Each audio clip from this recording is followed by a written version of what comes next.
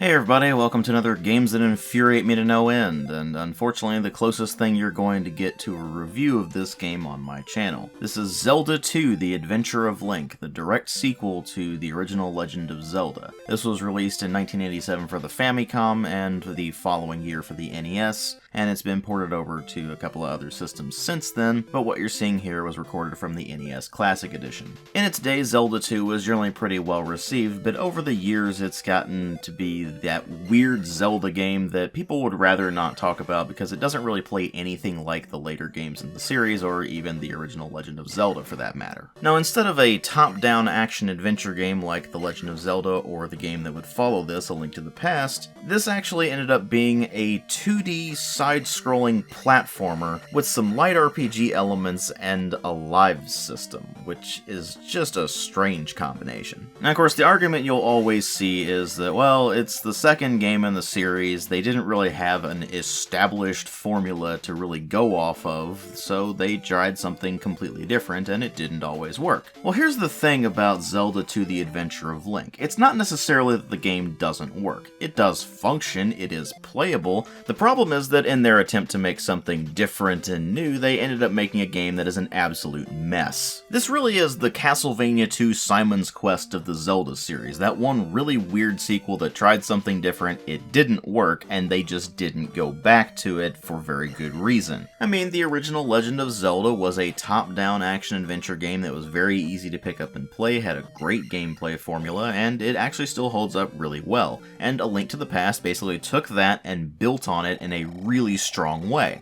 And then there's Zelda II, which is a game that I did not play back in the day. I didn't have an NES back then, so there wasn't any way I could have played it. I didn't get a chance to play it until I got my GameCube, which included the Legend of Zelda collection, which is Zelda I, Zelda II, Ocarina of Time, Majora's Mask, and the demo of Wind Waker. And I played Zelda II then. And to date, I have never finished it, because the game makes me angry. It makes me very angry. It is one of very few games that makes me angry enough to where I can literally feel something in my brain snap when I'm playing it. And that's pretty impressive, because not even the likes of Castlevania III manages to do that. So why is Zelda II so infuriating? Well, let's go ahead and get certain things out of the way. I'm not going to talk much about the visuals. They're a noticeable downgrade in some ways compared to the original game. They just don't hold up as well. And more importantly, certain characters just look strange. I mean, look at Link. He looks weird, for lack of a better term. And the sword in particular looks almost like he's swinging his arm around more than an actual sword. But as the NES, you have to cut it some slack there. As far as sound goes, they've still got a good soundtrack. The sound effects themselves are still fine. There's nothing really wrong there. There's not even really much to talk about with the story, because there's not really a whole lot there. It's a game from the late 80s on the NES. You're not really going to expect much from it. But suffice to say, you play as Link once more, and after the events of the original Legend of Zelda, where Ganon was defeated, the servants of Ganon are still romping around the Kingdom of Hyrule, and they're actually going after Link, who they can then sacrifice in order to resurrect Ganon. In the meantime, Link has his own quest, where he has been introduced to the legendary Princess Zelda, who is in a magically induced slumber, and cannot be awakened without the use of the Triforce, which is split into three parts, the Triforces of Power, Wisdom, and Courage, and thus Link's quest is ultimately to find a bunch of crystals in order to fight the various guardians, and ultimately get all of the Triforces together in order to gain the power of the wish, and thus awaken Zelda and bring peace to Hyrule. It's a very thin story that doesn't really do much other than give you some very basic context to what you're doing and why you're doing it, and you're not even really going to get much of it in-game anyway. It's all going to be in the manual more than anything else. So this, of course, leads us to the element of the game that is absolutely infuriating, which is the gameplay. Now, I mentioned that this is a 2D side-scrolling platformer, more along the lines of, say, Castlevania or something like that, but it also has an overworld more in the style of a JRPG, where you'll be wandering around these different locations, and then once you go into them, then it cuts over to the 2D platforming side of things, and you have all of the action going on. The controls are all pretty simple and straightforward. I mean, you do only have the A and B buttons, the select and start buttons, and then the D-pad to work with, so they could only do so much with it to begin with. But you'll find that when you're in the platforming segments where you have the actual combat system, your start button pauses the game and pulls up the menu. The select button allows you to cast whatever magic you have selected currently. The D-pad moves moves you around, and if you press down you can duck, which allows you to deflect projectiles with your shield that are along that particular plane, and you also of course have the A and B buttons being bound to jump and sword. This is where the first problem of the game comes in, where you no longer have any item use like you do in all of the other Zelda games apart from this one. That's not to say that you won't pick up items throughout the course of the journey, but you will find that most of them only have passive benefits, and the ones that don't only have context-sensitive actions. So for example, you can only play the flute while you're on the overworld, or if you want to use the hammer, you have to be on the overworld and be next to something that you can use the hammer on. So you may be thinking, well, that means that all of the action sequences are just gonna be the sword and not really anything else, right? Well, to some degree. There is a spell system where you can learn spells throughout the course of the game, and you have a magic meter you use to cast them, but these don't really do anything to shake up the way the game plays. It's not like in, say, the original Legend of Zelda, where you would get the bow and then you'd be able to attack enemies from a distance, or you'd get the boomerang and you'd be able to stun enemies so you can come up to them and hit them with your sword to finish them off. Instead, in this, you're using the spells to do things like heal yourself, or give yourself damage resistance, or be able to jump higher, which is only used at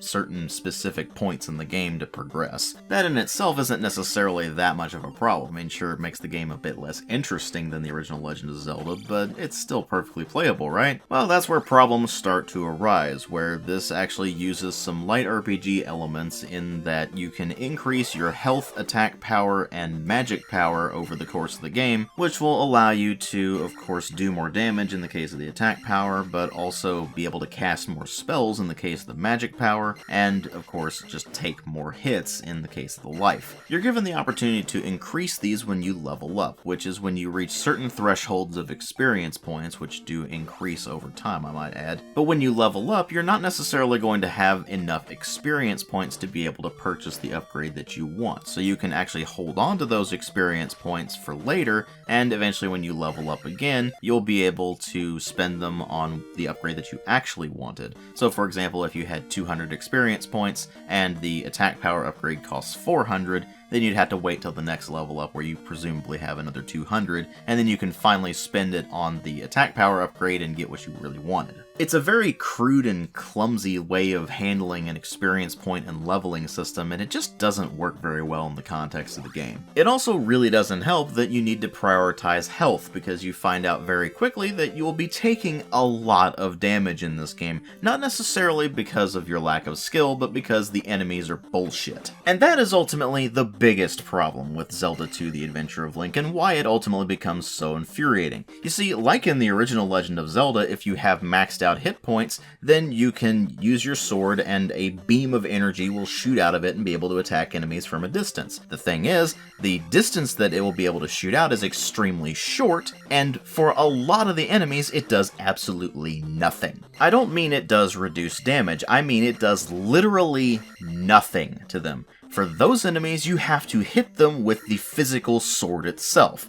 The thing is, the physical sword itself has an extremely short range of its own, which means that chances are you're probably going to be hit while you're trying to attack the enemy. To make matters worse, a lot of the enemies that will just absolutely wreck you can only be damaged if you hit them in the head, which requires you to jump and attack at just the right time in order to be able to hit them. Now, of course, if you get the timing down well, then you can generally avoid getting hit by them, but that tends to go out the window once you run into enemies that can attack you from a distance and do so very rapidly. At this point, you're like, but DW, you have a shield that can deflect incoming projectiles. Sure it can, if the projectiles are one of the ones that the shield can actually deflect. You see, for a lot of the projectiles, it just goes straight through the shield and hits you anyway, so that's great. To make matters even better, if you were hoping that you could try to offset some of this by leveling up, you find out very quickly that only some of the enemies actually give you experience points when you kill them. And the ones that do generally barely give you any experience points at all. In fact, the vast majority of your experience points are going to come from experience point bags that will drop from certain enemies, or that you'll find in certain dungeons that will give you a large amount of experience points right out the bat. And here's the real kicker for this. You remember that live lives system I mentioned? Well, you get 3 lives from the start, and while I believe there are ways of being able to get additional lives, I've never been able to find any. So for practical purposes, let's just say you have 3 lives until the eventual game over and return of Ganon screen comes up. Well, if you die and still have a life left over, then that life will be expended and you get to retain your experience points. If you die and all of your lives have run out, then it's game over and you lose any experience points that you've earned up to that point. Particularly once you get to the point where you start having 400 plus experience points required to level up, that becomes increasingly obnoxious. But that's actually not even the worst part of it. The worst part of it is that whenever you die and respawn after those 3 lives are expended,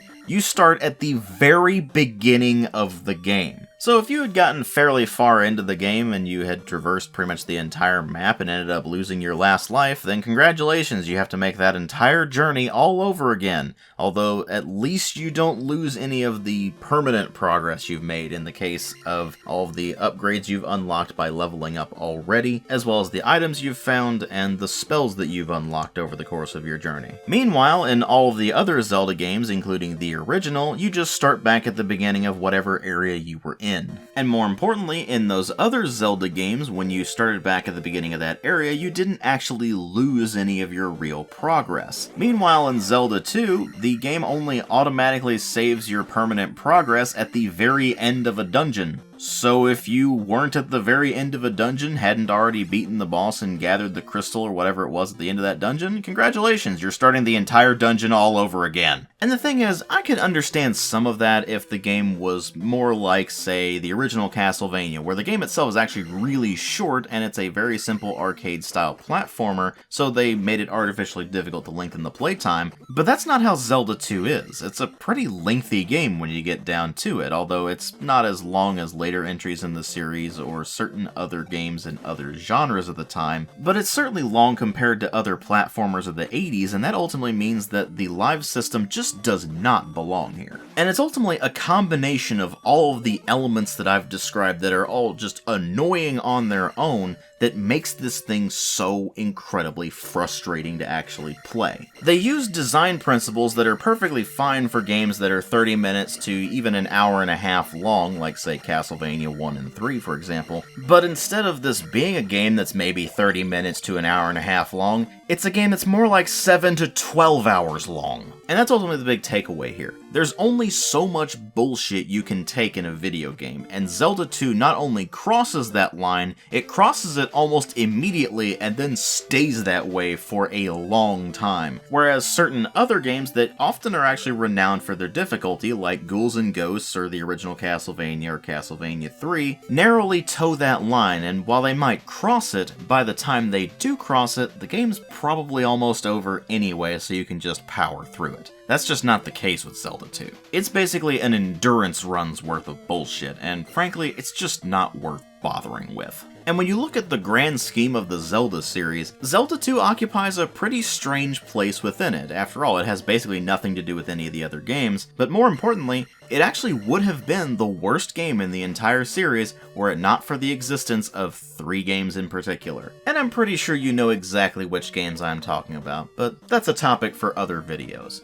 As for Zelda 2, like I said, this is as close you're going to get to an actual review of it on my channel. I don't see myself ever being able to force myself to finish it. I do plan on reviewing all of the other main entries in the series at some point, although it'll definitely take a while because they're pretty long games and they take a while to review. And for those of you who've been wondering about the Breath of the Wild review in particular, that's going to come after I've reviewed all of the 3D games in the series that preceded it, those of course being Ocarina of Time, Majora's Mask, Wind Waker, Twilight Princess, and Skyward Sword. But before I start tackling the 3D games in the series, there's still one more main entry that I need to take a look at. But we'll get there when we get there. So until next time, thank you all very much for watching, and if you like the kind of videos I make, then please consider supporting the channel on Patreon. Every single cent from that goes directly back into the channel in some regard, whether that be getting additional games for review, or additional equipment to help review stuff, or whatever the case may be. If you can't afford to or don't want to, that's perfectly fine, I understand. But the option is there if you're interested. Thank you all again for watching, and I'll see you all in later videos.